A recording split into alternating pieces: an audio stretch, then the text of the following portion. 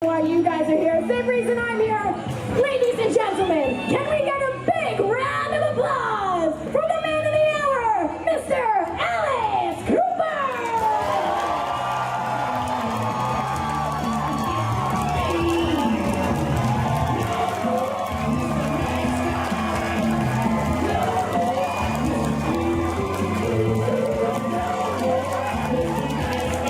We're not worthy! We're not worthy, Alice Cooper. We are not My worthy. aunt has this couch. So you feel right at home? Feels like being at your aunt's house, right? Yeah, except there's a lot of people here that you might not know. Can hardly see you guys up there with these lights. Yeah, it's a little bright up here. Welcome to Spooky Empire. Thank you. Thank you. You're looking amazing as always. I wish I could look as good in a pair of pants as you do, but wow. Well, you know, that's... So this is how it's going to work, Alice, if this is all right with you. We have a microphone set up. I believe it's going to be right over there. And if you guys have any questions for Alice whatsoever, except we said no math questions. No math. No science. We would like to stick to maybe some of his albums or about your bands or how about... Anything. I'm wide open to anything. Whatever you want to talk about. Well, I do have a question maybe to start things off. Seeing as we are here at Spooky Empire, you were in a horror film that I happened to see, which was one of the Freddy films. Yep. And you played the stepfather. Who in here has seen Alice in Freddy's Dead: The Final Nightmare? The hardest thing to do when you're making a horror movie is not laugh. Because he's ready to put a razor blade in my eye in 3D, and I'm going, and he's going, it's gonna be good. But it really is, you find the scariest parts of the movie are the parts that you have to make sure you don't laugh at. Right. Yeah, and then when you see it on film, you go, oh, that's scary. Do you like being in films? Oh yeah. Film is great. It's different from stage. Stage you have to play to the back of the building, you know, and you make big moves. On film you make very small moves. Well, you were also in Wayne's World. Well, the funny thing about that was, like, Michael told me, he says, okay, we just want you to do this song, Feed My Frankenstein. That's great. I said, okay. When I got there, he goes, well, you know, you could handle a few lines here, right? You're an actor. I went, yeah, you can do that. Hands me 8 pages of dialogue. And I said, so when are we shooting this? And he goes, about a half an hour. So most of the stuff I was riffing, you know, the socialist governors and stuff like that. I had no idea what I was talking about. I mean, you sounded like you did, so it's all that matters, I was right? convincing. It was convincing psychobabble, yeah. Perfect. Well, I figured before we open this up for some questions, why don't we just ask, how did you get started in the music industry? I was 15 years old, and even at 15 I realized that there were a million Peter Pans and no Captain Hook. And I looked at all the bands out there and I went, there's nobody scary here. And I said, well, I will gladly be that, you know. And created Alice Cooper basically out of seeing, I saw Barbarella and the Black Queen in Barbarella, and I went, yeah, that's Alice. And then I combined that with Whatever Happened to Baby Jane. Betty Davis's makeup was all caked, and she was 90 trying to look like she was 7. And I went, and that works with that, because none of that works together, so that'll be perfect Alice Cooper. And then we just developed it from then on. It kind of had its own evolution, you know. Sure, and then you added a little blood, maybe a couple guillotines, you know, the usual. Blood, never hurt anybody. If you were at our show right now, the first 5 rows would be, we called the blood seats. Those are when the guillotine happens. Yeah, I was just lucky enough to see you down in Miami when you opened up for Motley Crue, and that show was the most insane, wild show I've ever been to. How many people here have seen him perform live?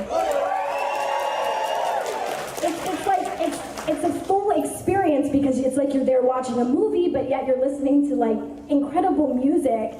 You're one of a kind. Well, it's, you know, our generation basically learned from the Beatles.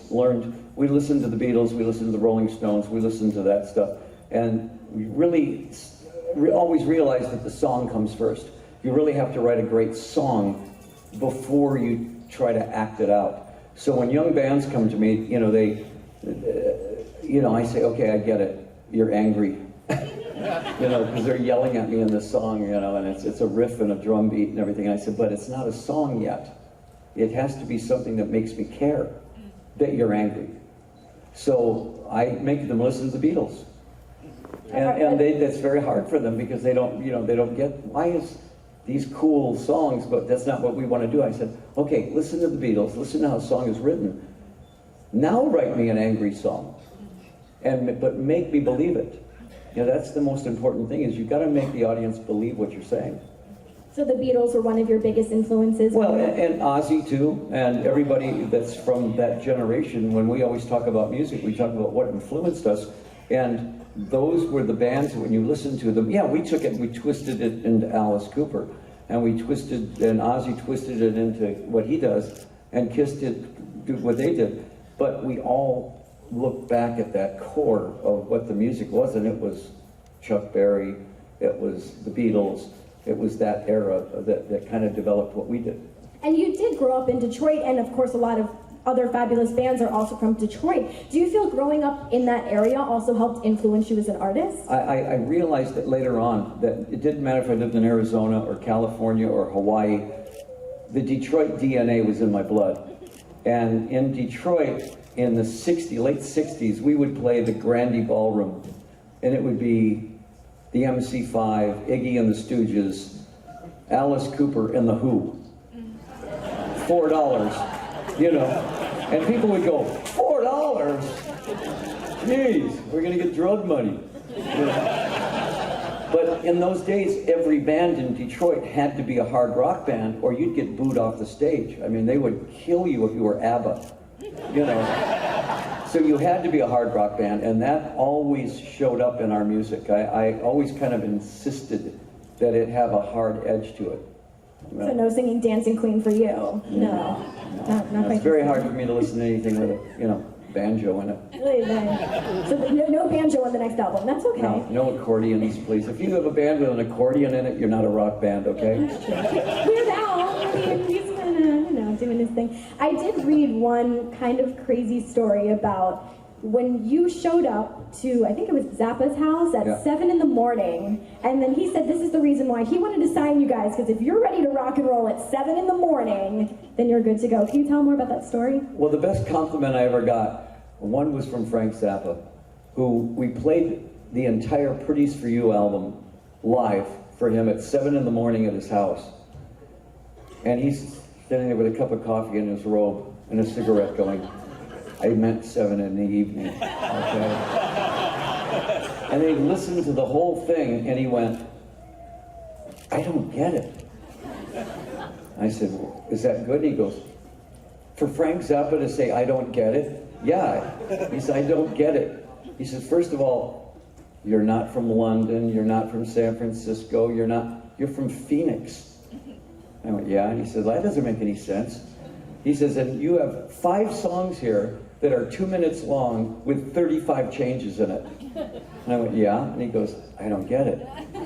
He said, that's why I'm signing you. I don't get it. So that was a compliment to get Frank Zappa to not get it.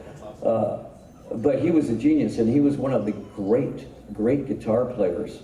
And nobody really ever gave him the credit for his guitar playing. But if you asked Eric Clapton, if you asked Jimi Hendrix, if you asked those guys, who were great guitar players, they would have said Frank Zappa. Yeah, that's awesome. So do we have our microphone set up? Are we ready to maybe take some questions from the audience? If we have any willing victims, you guys can line up at this microphone over here and ask away. Oh, people are rushing, so. And speak clearly. Yes, and please, you can tell us your name before you ask the question as well. I'm Steven, and you mentioned Mike Myers earlier. I was wondering what you thought of his documentary, Supermensch, The Legend of Shep Gordon. Well, Shep and he's been my manager for 47 years. And the way that we met was we were living in the basement of the Chambers Brothers house in Watts during the riots. That's how poor we were. And Jimi Hendrix used to come over to see the Chambers Brothers and happened to know Shep. And he says, Shep, I know this band that really needs a manager. And we met that way. We went over and met Shep, and we walked we walked into the Landmark Hotel, this is 1967, something like that.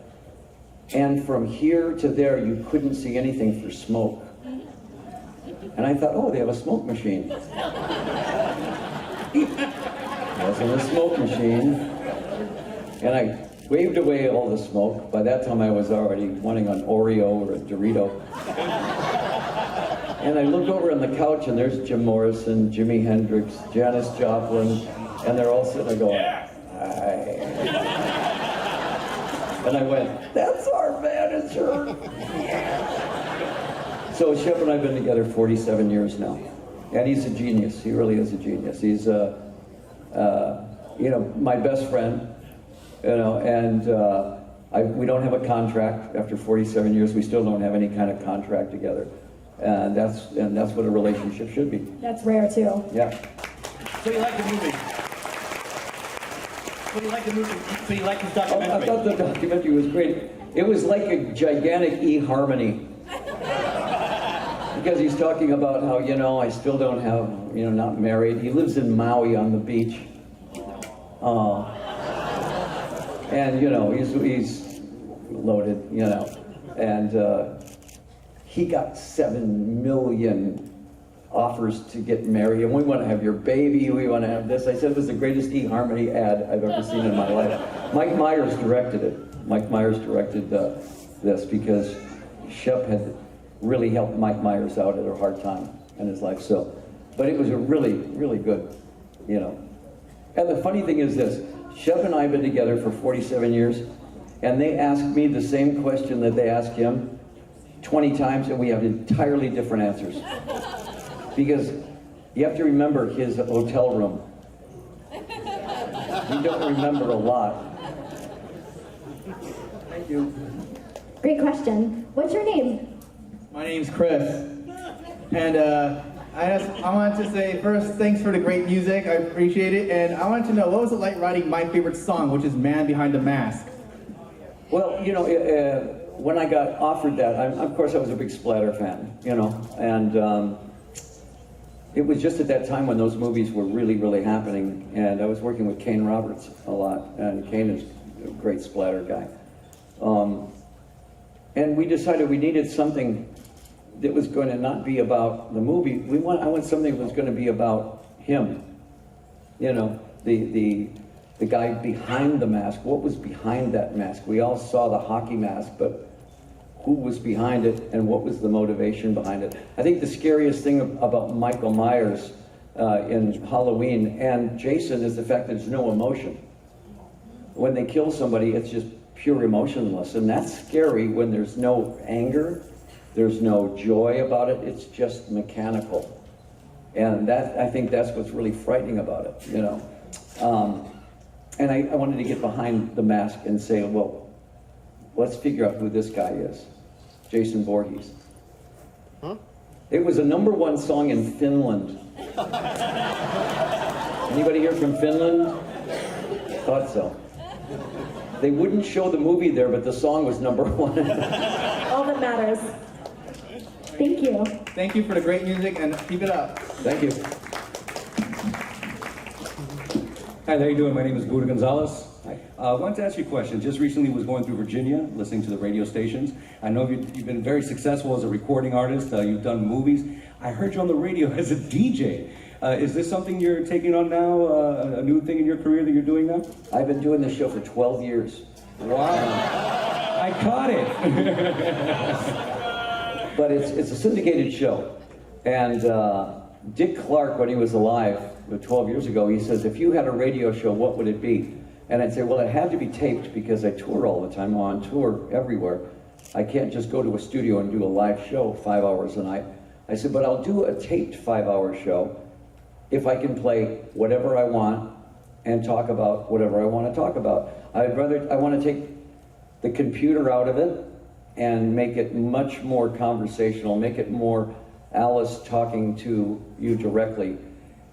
And if I happen to say something that connects to a song, I don't want to look and see the computer pick these songs for me to play.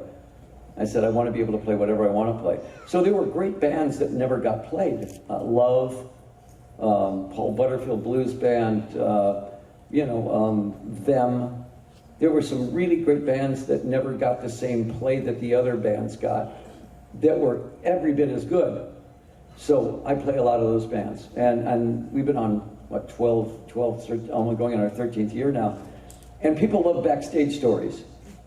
I make fun of everybody. Nobody gets out alive in my show. Do you want to tell us one? Yeah. Well, and then I started going, boy, I've been really making a lot of fun of REO Speedwagon lately. I've got to kind of lay off, and I did. And they called me and they said, what happened? You don't love us anymore? And I said, what? And they said, well, you quit making fun of us. Oh, I'm sorry, I'll start again. But people love to get, nailed on the air. And my theory is never let the truth get in the way of a good story. So, if it's a good story, let it go. Just let it go. You think there's any chance the show's going to go national, that maybe people here in Florida can listen to it? Well, we stream. Nights with Alice Cooper streams I'm on in Istanbul, London, all over Australia, 180 stations around the United States and the world. So if you're in one of those places, I'm on every night, 5 hours.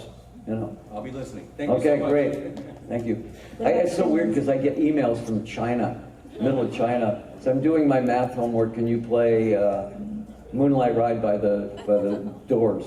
And I'm going, wow, somebody's in China right now listening to this radio show. International fans. What's your name? Hi, Alice. My name's Jamie, Hi. and I was wondering, with the recording of the Hollywood Vampires album, with such deep connections to bands like The Doors and Jim Morrison and Jimi Hendrix, and what was the selection process of actually picking those songs you were going to record for that album? Well, let me give you a little basics on what happened, how the Vampires got together. I was doing Dark Shadows with Johnny Depp in London. And one of the nights we got done doing it, I was doing Dwight Fry because Tim Burton and Johnny said, we want that song. He actually rewrote some of the script to match, so he put the girl in the straitjacket in one of the parts. And the band decided they were going to play the 100 Club in London. And the 100 Club is this little tiny club that everybody's played at, from the Yardbirds to the Who to everybody's played in this little club. It holds 100 people. And I said, we're going to go down there, T-shirts, Levi's, and just be a bar band. And I knew Johnny was a good guitar player, and I said, well, why don't you come down? So he does, comes down, and it was like a place like this where anybody would just yell out brown sugar. And Johnny go, dan, dan, dan, dan, da, da, da, da, da, da. It's pretty good, And it ends up that Johnny is an amazing guitar player. He was a guitar player before he was an actor, and accidentally became an actor. So he calls it his day job. His acting is his day job, and the Hollywood Vampires is actually what he does.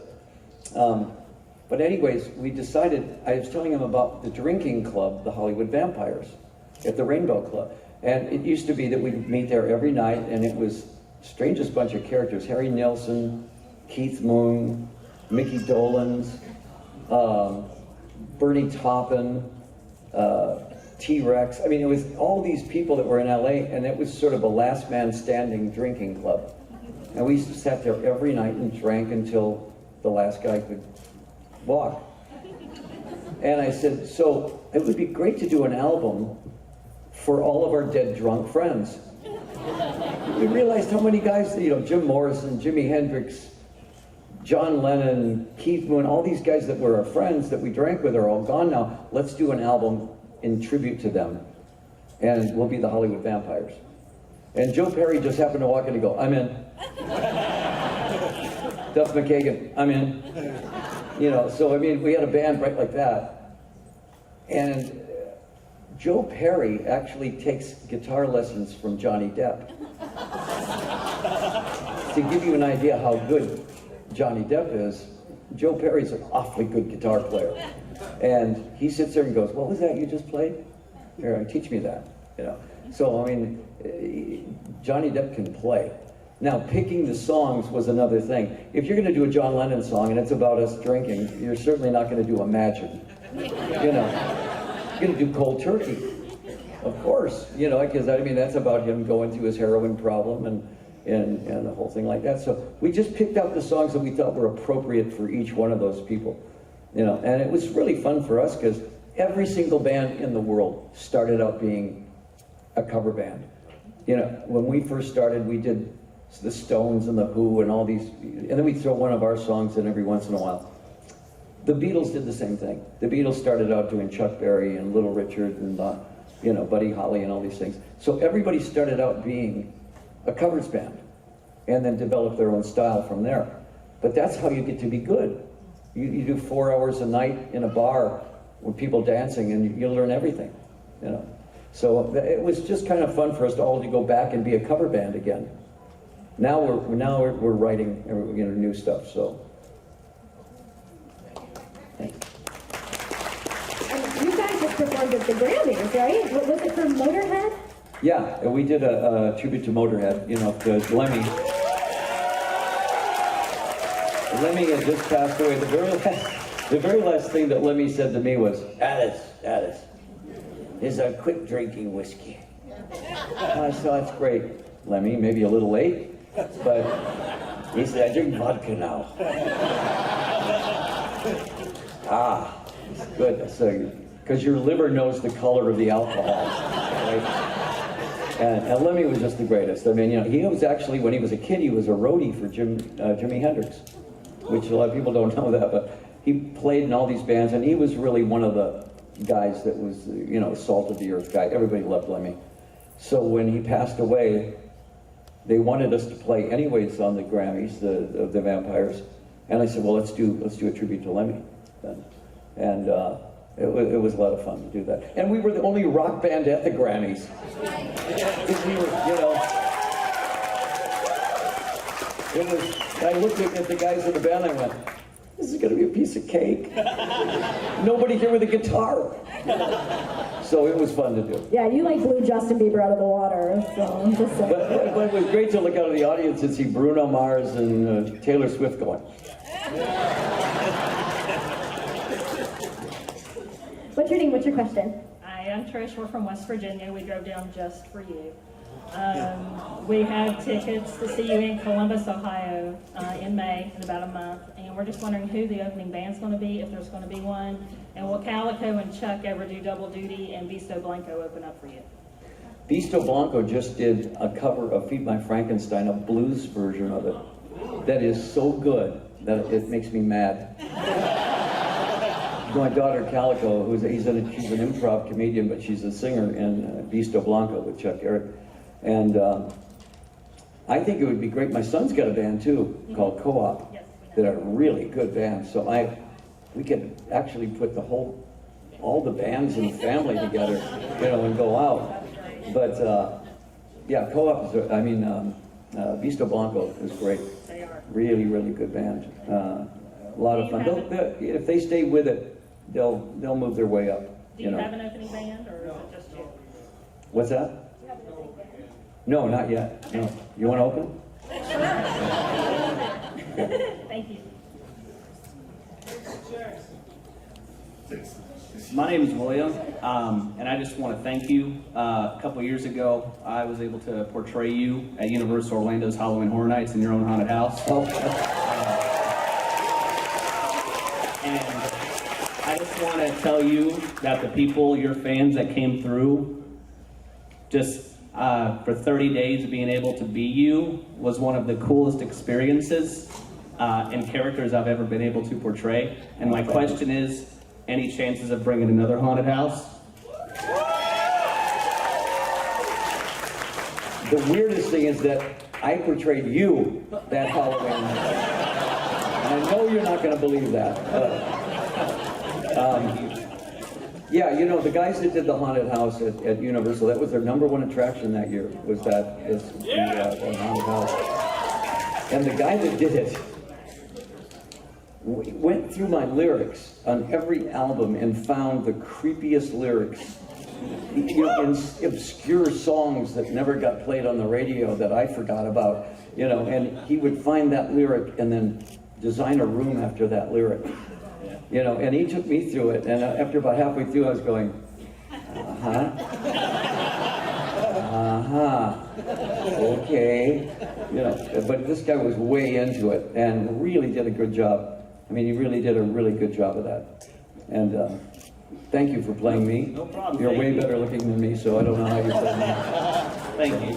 Has anybody seen Vinyl? You seen Vinyl?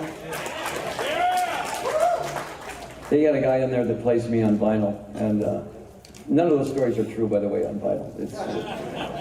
But this guy that they got to play me did a great job. He did a really good job. And he was drinking straight whiskey and talking totally. When I got the script, I made little notes in the script, and I said, Mick Jagger, I think, and Scorsese were sort of the machine behind it. And I said, okay, 2 things. Alice never swore. I said, so that's something that's unique, and all the other guys are, Alice never swore. I said, and he'd drink straight whiskey, and you'd never hear him slur a word or stumble. And this kid did it perfectly. He even had my laugh down. He had my laugh down perfectly, yet I told him finally, I said, well, your nose isn't broken enough, and I have a much better golf swing than you do. So, but they did a good job on the show. Hi, my name's Pam, and my question for you is, what is one of your favorite moments recording with Hollywood Vampires, and will you please come to Orlando? I saw you're playing my old hometown of Atlantic City. Please come here. I want you to picture this scene. We're at Johnny Depp's house, and there's a studio there, and we're rehearsing one of the songs. And I'm singing. You got Johnny on guitar, you got Joe Perry on guitar. You got, I forget who's on bass, I think Joe Walsh or somebody was on bass. And we're sitting there playing, and all of a sudden, the door opens up, and this guy walks in, sits down at the piano, Paul McCartney. Okay. And he says, okay, I wrote this song for Badfinger, and it goes like this, and Alice, you sing this part, and Johnny, you play this part. And then he turned back around, and we all went.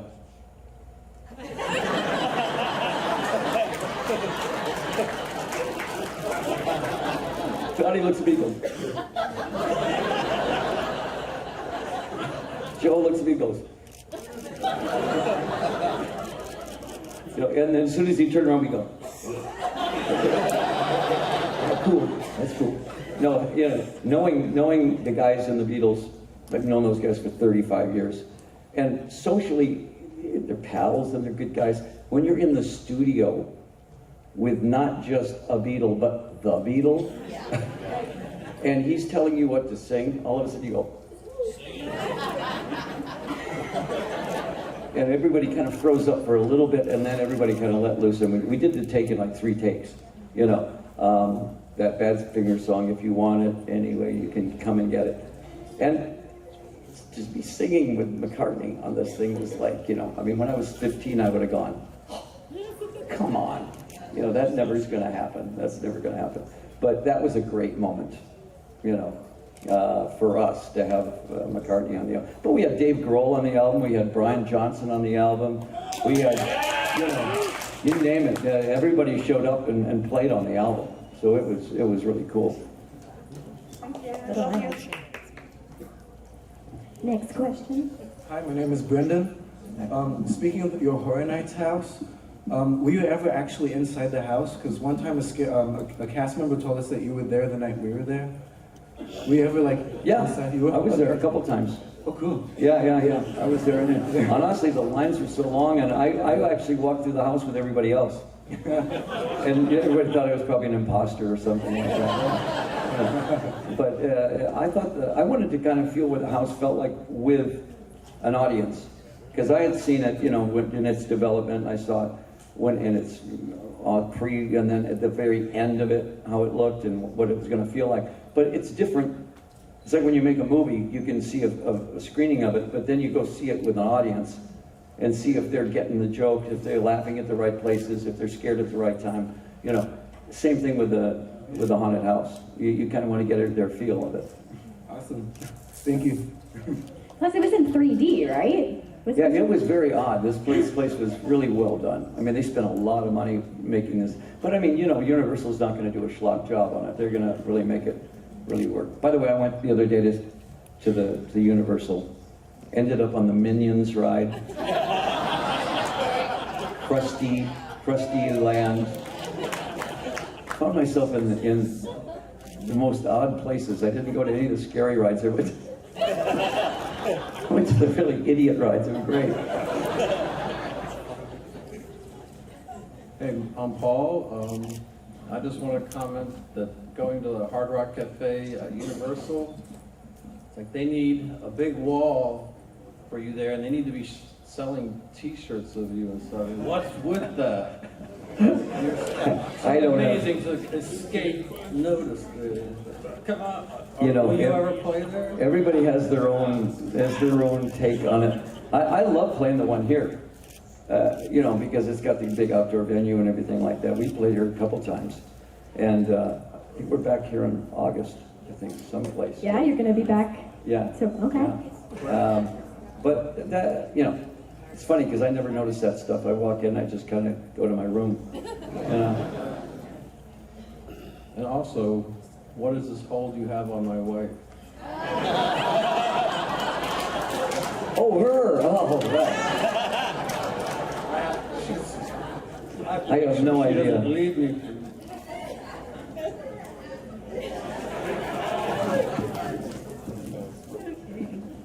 Now I'm nervous, okay. You got this. My question was, do you ever get a sense when you go out that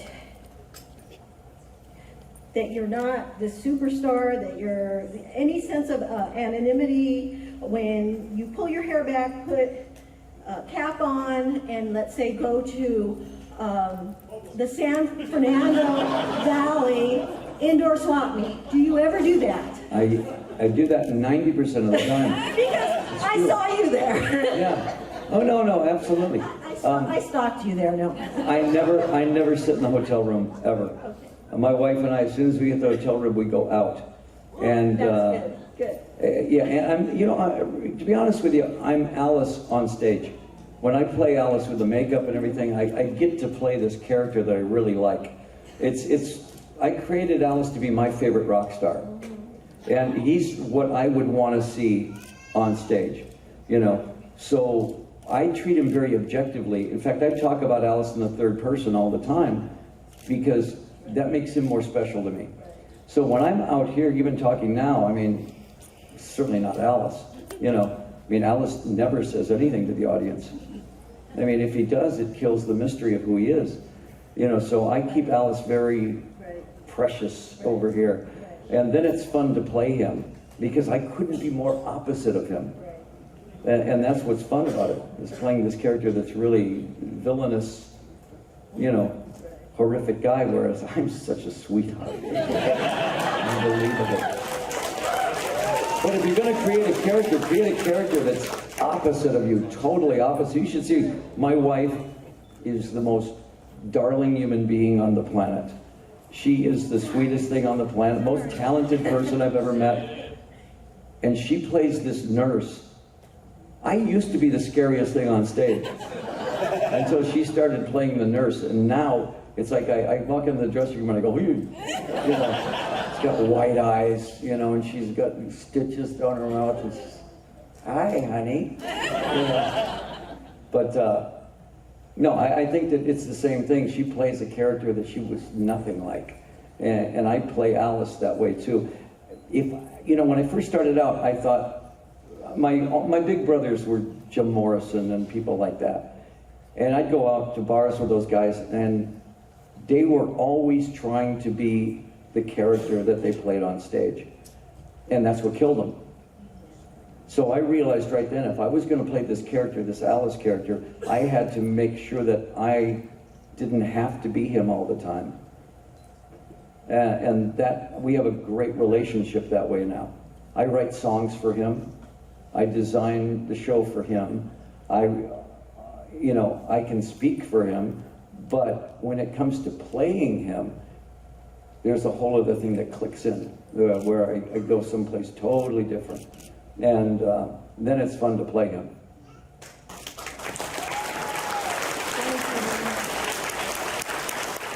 Love you, man. All right, my name is Ramiro, and my question is, who do you think would have won in a fight between Betty Davis and Joan Crawford? I'll tell you what, Joan Crawford is pretty tough. She ran Pepsi. She owned Pepsi.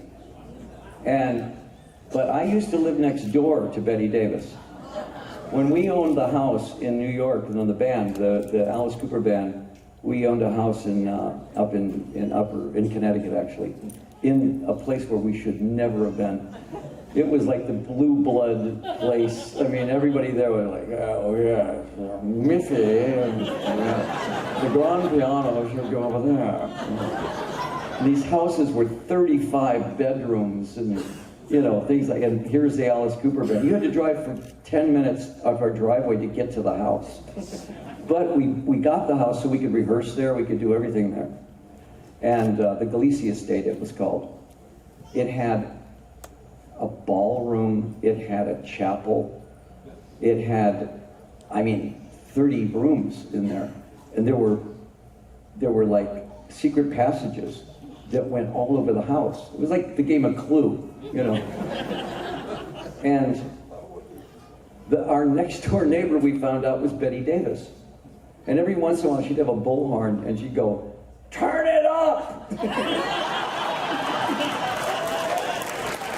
And we didn't know who that was until one day she drove by, and she was the terror of the neighborhood. She had an XKE that she drove like 90 miles an hour down these roads, and she was Hellraiser, you know. And she was the one that was yelling for us to turn it up. I'll take Betty Davis in that fight.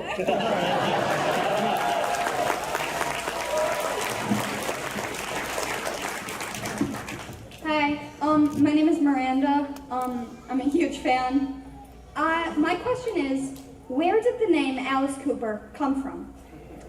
You know, the story, the urban legend is much better than the real story. I'll take both. This whole thing, you know, about the witch and the tarot cards, it's a great story. What it really was there was another band called the Nazz, Todd Rundgren's band, and we sat around all day going, the Husky Baby Sandwich. That's good, I like that. No. And at one point I went, what if we went the other way? So what do you mean? So what if we sounded like some sweet old lady that lived down the street, you know, and made cookies for everybody and did her gardening. And I said, what if it was like Alice Cooper? And it was the first name that came to me.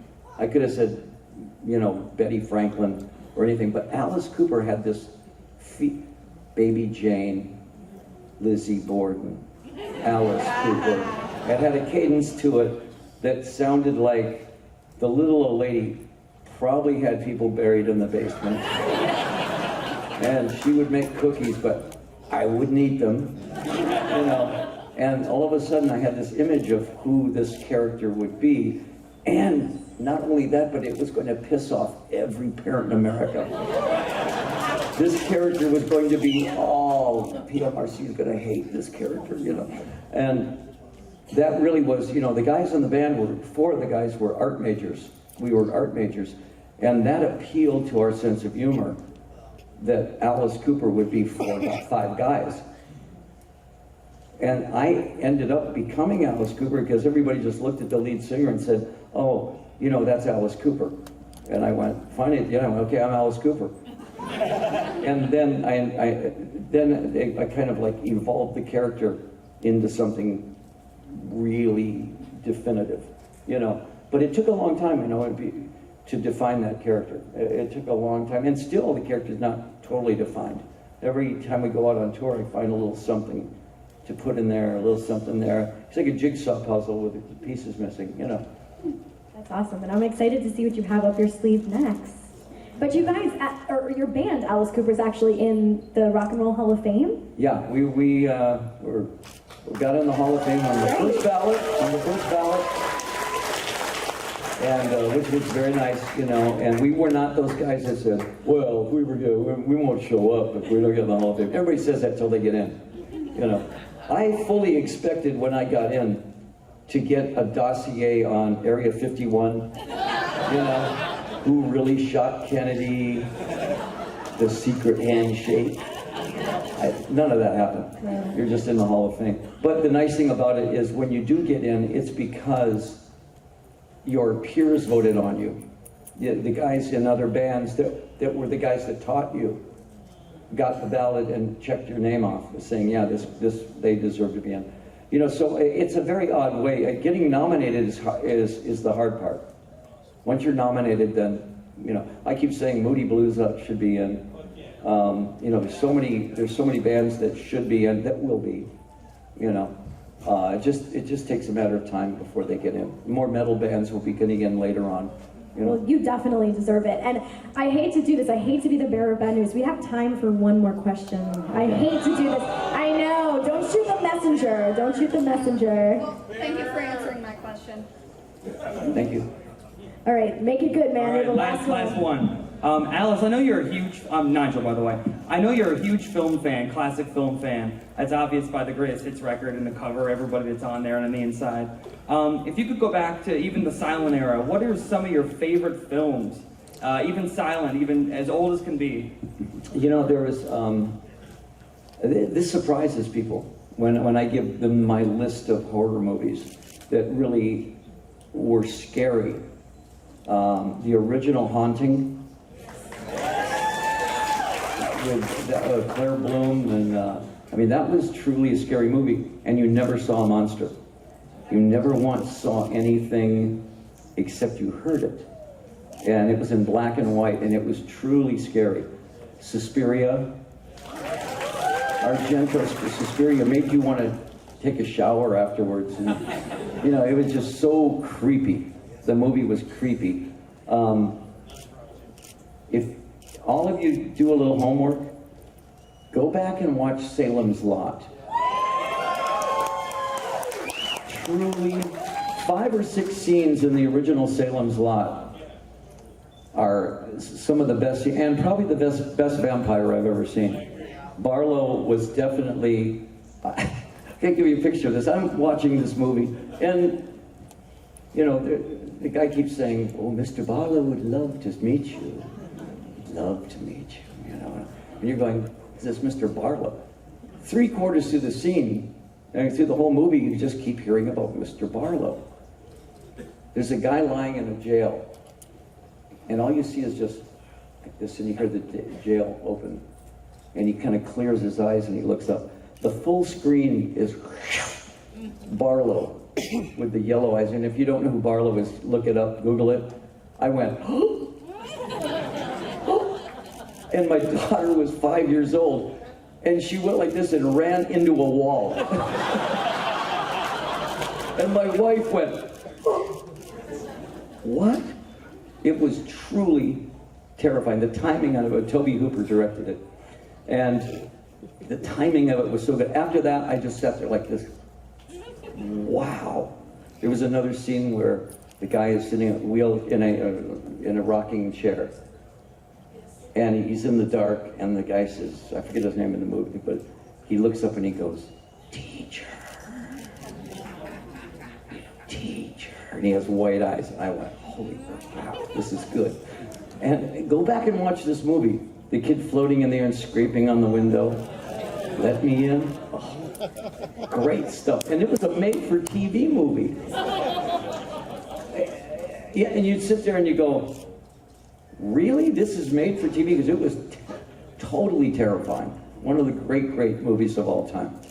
And the music in it set it up perfectly. The music was amazing in it, and it still holds up. I'll watch it today and still go, this really works. This movie really works.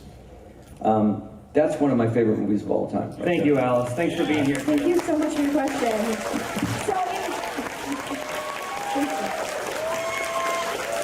In spooky tradition, we are now all going to take a giant group selfie. Is that okay, Alice? If we take A group big, what? A selfie.